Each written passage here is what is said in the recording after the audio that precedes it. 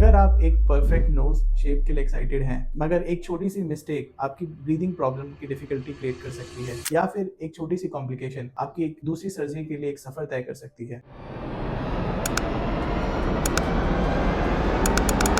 Hello friends, my name is Dr. Hitesh Gupta and I am a board certified plastic surgeon working in Gurgaon। आज हम बात करेंगे rhinoplasty के risk, complication and precautions के बारे में, जिससे कि आपके रिजल्ट्स अच्छे हो सके। बात करें राइनोप्लास्टी के रिस्क के बारे में, तो राइनोप्लास्टी के रिस्क हम डिवाइड करते हैं early risk and late risk. Early risk बोले तो within 1 week after the surgery, और लेट रिस्क बताएं तो आफ्टर द 1 वीक यानी कि months after the surgery. Early risk में आता है जनरल एनेस्थीसिया रिस्क। जैसा कि आपको पता है, ये सर्जरी राइनोप्लास्टी हम जनरल एनेस्थीसिया में करते हैं। बाकी सारी सर्जरी के जो जनरल एनेस्थीसिया रिस्क होते हैं, सेम राइनोप्लास्टी के अंदर भी उतना ही रिस्क होता है। हम अपने सेंटर में ये मेक श्योर करते हैं कि पहले पेशेंट्स के सारे ब्लड इन्वेस्टिगेशंस हो जाए, हमारे एनेस्थेटिस्ट उनका प्री एनेस्थेटिक चेकअप करते हैं। Only after clearing from the anaesthetist हम पेशेंट को सर्जरी के लिए लेते हैं। ये रिस्क माने तो उतना ही है जितना कि एक फ्लाइट में सेफ ट्रैवल करना है। बात करें सेकंड रिस्क के, जो कि आते हैं सर्जिकल रिस्क। सर्जिकल रिस्क में सबसे पहला आता है ब्लीडिंग। हमारी जो नोज होती है वो बहुत ही वैस्कुलर स्ट्रक्चर होती है, उसके अंदर बहुत ज्यादा ब्लड वेसल्स होते हैं। ब्लीडिंग होने के चांसेस बहुत ज्यादा होते हैं। तो ब्लीडिंग को कम करने के लिए सर्जरी के दौरान हम पेशेंट का बीपी कम कर देते हैं, यानी कि प्रेफरेबली हम उसको हाइपोटेंशन कर देते हैं, जिसमें हमारा एनेस्थेटिस्ट हमारी हेल्प करता है। सेकेंडली, सर्जरी के बाद हम पेशेंट के नाक में नेजल पैक डालते हैं, जो कि ब्लीडिंग को स्टॉप करके रखता है। ये नेजल पैक्स हम आफ्टर 24 to 48 आवर्स बाद निकाल देते हैं। थर्ड रिस्क बोले तो इन्फेक्शन। जैसे कि हर सर्जिकल ऑपरेशन में एक इन्फेक्शन होने का रिस्क होता है, सिमिलरली राइनोप्लास्टी में भी इन्फेक्शन होने का रिस्क होता है। लेकिन एज नोज बहुत ज्यादा वैस्कुलर होता है, बहुत ज्यादा अच्छी ब्लड सप्लाई होती है, ये रिस्क बहुत ही मिनिमल होता है, यानी कि बोले तो लेस देन 1% रिस्क होता है। नेक्स्ट आता है स्वेलिंग एंड ब्रूजिंग। क्योंकि हम राइनोप्लास्टी के अंदर नोज को एक शेप देते हैं, हम नोज की बोन्स ब्रेक करते हैं, तोड़ते हैं, तो स्वाभाविक है कि उसके बाद आपके चेहरे पे यानी कि आंख के पास ब्रूजेस होना, स्वेलिंग होना बहुत कॉमन है। लेकिन ये bruises around 5 to 7 days after the surgery चले जाते हैं और ये ठीक हो जाते हैं। बात करें स्वेलिंग की, स्वेलिंग के लिए आफ्टर द सर्जरी हमें स्प्लिंट का यूज करना पड़ता है, जो कि एटलीस्ट हम 7 डेज तक यूज करते हैं। लेकिन कई केसेस में, कई पेशेंट्स में, depending on the doctors advice, हमें 2 to 3 वीक्स के लिए भी ये स्प्लिंट लगाना पड़ता है। लेट रिस्क की पहली बात करें तो सबसे पहला आता है कई बार months after the surgery patient के हल्की सी एसिमेट्री या फिर हल्का सा नाक में अनइवननेस हो सकता है। ये डिपेंड करता है आपके expertise of the plastic surgeon पे। देन सेकंड आता है कई बार हम ब्रीदिंग प्रॉब्लम्स आना कॉमन होता है।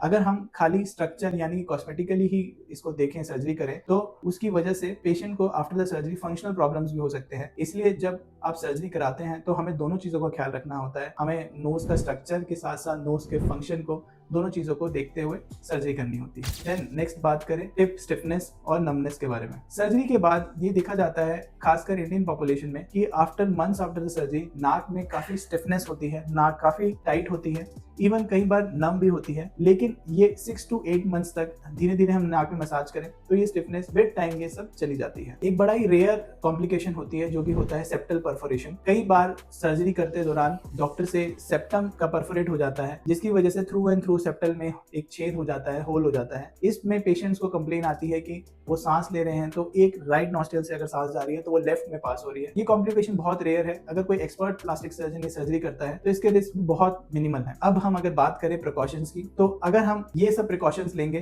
तो हमारी जो रिकवरी होती है, हमारी जो रिजल्ट होते हैं वो बहुत अच्छे होते हैं, और हमारे जो सर्जरी के कॉम्प्लिकेशन होते हैं वो बहुत ही रिड्यूस हो जाते हैं। सबसे पहली बात करें प्रिकॉशन में तो वो होता है स्प्लिंट। आफ्टर द सर्जरी हमें डॉक्टर जो होता है वो स्प्लिंट लगाते हैं। ये एक तरीके का प्लास्टर होता है जो हम नाक के सपोर्ट के लिए देते हैं। सर्जरी में जो है हम नाक की बोन्स ब्रेक करते हैं, उसको शेप अप करते हैं, टिप्स को फाइन करते हैं। उसके लिए नोज में स्वेलिंग आना बहुत स्वाभाविक है। उस स्वेलिंग को बचाने के लिए और नाक की शेप मेंटेन करने के लिए हम नाक में एक स्प्लिंट लगाते हैं। ये स्प्लिंट एक सपोर्ट की तरह होता है जो कि आपको एटलीस्ट 1 वीक तक यूज करना होता है, और कई पेशेंट्स में ये 2 to 3 वीक्स तक भी हम एडवाइस करते हैं। सेकंड बात करें हम डाइट की, हम स्ट्रिक्टली पेशेंट को बोलते हैं कि आपको कोई भी हार्ड चीज नहीं खानी है, लाइक एप्पल या हार्ड फ्रूट्स, जिससे कि च्यूइंग मूवमेंट ज्यादा हो और नाक में प्रेशर हो। नाक में प्रेशर आने की वजह से हो सकता है कई बार आपकी ब्लीडिंग होने के रिस्क होते हैं। कई बार आपके जो ग्राफ्ट होता है जो हम नाक में लगाते हैं आपकी सपोर्ट के लिए, उसका हिल जाने का रिस्क होता है। देन स्मोकिंग एंड ड्रिंकिंग बिल्कुल भी अवॉइड करना चाहिए। एटलीस्ट 2 वीक्स तक हम बिल्कुल अवॉइड करने को बोलते हैं, क्योंकि राइनोप्लास्टी में हम स्टिचेस लगाते हैं,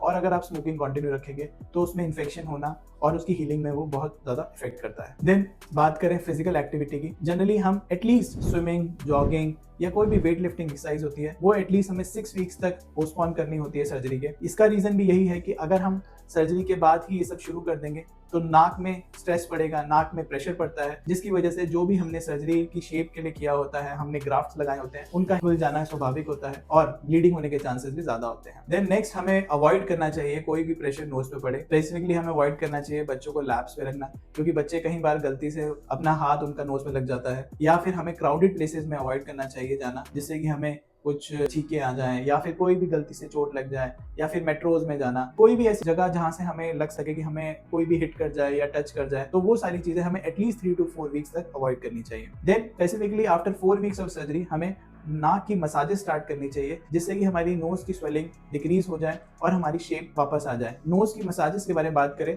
तो हमें जनरली अपनी 2 इंडेक्स फिंगर से हमें दोनों को बाहर की तरफ ऊपर से नीचे हल्के हाथ से स्टार्ट करना चाहिए। ये मसाज एटलीस्ट हमें 5 से 10 मिनट के लिए पूरे दिन में 2 से 3 बार हम कर सकते हैं, जिससे कि हमारी स्वेलिंग रिड्यूस होए और हमारी नोज की शेप इजीली आ जाए। ये देखा गया है कोई भी राइनोप्लास्टी करने के बाद जो फाइनल हमें जो शेप मिलती है नाक की, वो हमें एटलीस्ट 6 to 7 मंथ्स के बाद ही हमें फाइनल पिक्चर मिलती है। These are the actual results of your rhinoplasty. So अगर आप ये प्रिकॉशंस फॉलो करेंगे तो आपकी सर्जरी के रिस्क और सर्जरी के कॉम्प्लिकेशंस मिनिमाइज हो जाएंगे, आपकी रिकवरी ज्यादा फास्ट हो जाएगी and you will get the very good results. So if you like this video, please like and subscribe to our channel, and for more informative video please follow our channel. Thank you.